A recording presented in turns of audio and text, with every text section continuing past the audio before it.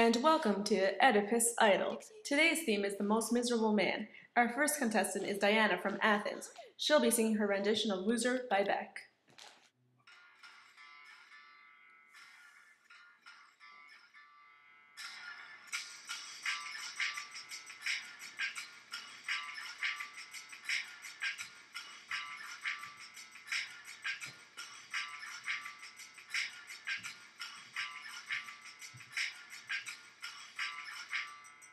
In the time of mythology, there was a prophecy. A baby boy was destined with some kind of cook who would kill his father and marry his mother. Tiresias the black but knew very well. Oedipus would suffer, panic, and yell. The murderer of Laius, that man deeds and thieves. It's a revelation that will fail to please. Upon the murderer, I invoke this curse. May he wear out his life to miserable doom. But when the thieving comes, then it may prove a villain.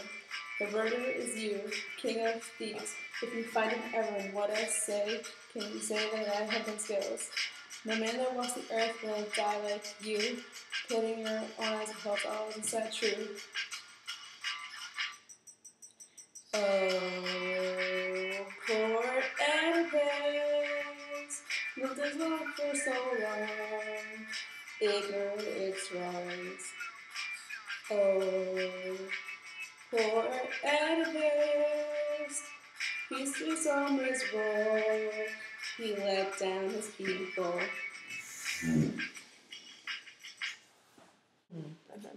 I like how you put that quote in. What was it again? It was, upon the murderer I invoke this curse, may you wear out his life in misery to miserable doom. And what exactly does it mean? In this quote, Oedipus finds out that the murderer is still in Thebes, and it's among one of them. And he doesn't realize that by saying this, he is really cursing himself. And this is the rhetorical strategy used in this quote is irony because, like I said before, he is cursing himself to lead a miserable. Interesting, but not exactly what we were looking for. Who's up next? Ariane from Kalamata. Her song is a reinterpretation of Third Eye Blind's Jumper.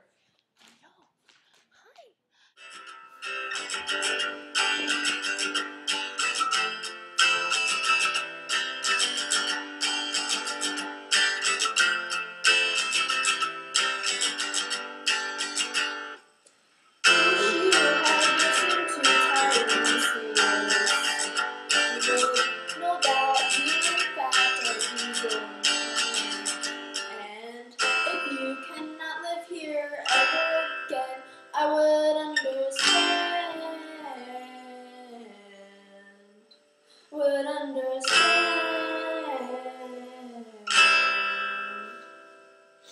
My poor boy, much misled, running from destiny.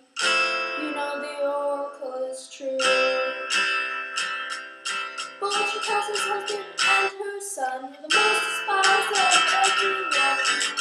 You know something's wrong. And everyone knows that you have a reason to feel less miserable. That was horrendous. Can you restate the quote? Thrice miserable. It's on page 74 of the Exodus of Oedipus Rex. Oedipus described himself as thrice miserable, referring to his murdering his father, sleeping with his mother, who later kills herself because of her incestuous marriage, and siring children that were also his siblings. Oedipus went to great lengths to avoid his fate, which only facilitated him meeting his destiny. The rhetorical purpose of the book is that no one can avoid destiny, and it is imperative to listen to others. Oedipus met his fate, and his refusal to listen to Tiresias only served to intensify his tragedy and his feelings of being a thrice miserable man. Oh, enough. It's kind of self-explanatory. The next contestant is Claudia from Santorini. She's singing to the music of Dispatch's The General.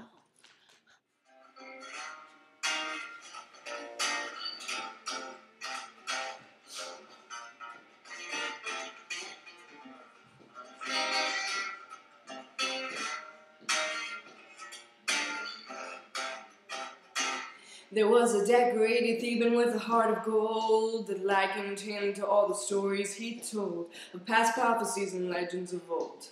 The defeater of the Sphinx, with his wittiness he gained respectable fame and added a coveted title of king to his name. He married Yukasa as soon as he could to prevent the prophecy. I'll not be proved a murderer, but on the eve of great famine with Tiresias screaming Oedipus tossed in his sleep and wrestled with the meaning, he awoke from that night to tell what he had seen and walked slowly out of his room. All of Thebes held its breath as their king inhaled some air with the courage in their blood and a fire in their stare, and it was a grey morning and they all wondered how they would fare, till Oedipus told them the truth. He said, "Yocasta's my mother, and I have discovered that the prophecies come true. And I'm so disgusted, and I will no other to follow me where I'm going. So take a needle and stab your eyes. There's nothing you can do. It was Laos in the scuffle. Take a needle and stab your eyes. You've got no time to lose. You were exiled from that city, from that cursed city." That was so much better than the last one. And it seems really profound. Yes, my quote, "I'll not be proved a murderer," perfectly demonstrates Oedipus' tragic flaw. He is so convinced that he is innocent that he refuses to accept anyone else's opinion. He even condemns Tiresias and calls him a fake. Oedipus' inability to recognize himself as a suspect in the murder of Laos is what makes Oedipus Rex a tragedy. I think we have someone who's going to Thebes. Daxibello, who's the next contestant? Louisa hails from Mykonos. She is singing her own version of Hey Jude by the Beatles. Hey Oedipus, how blind you are. You were married to a man much older than you. That means birth is marriage and death.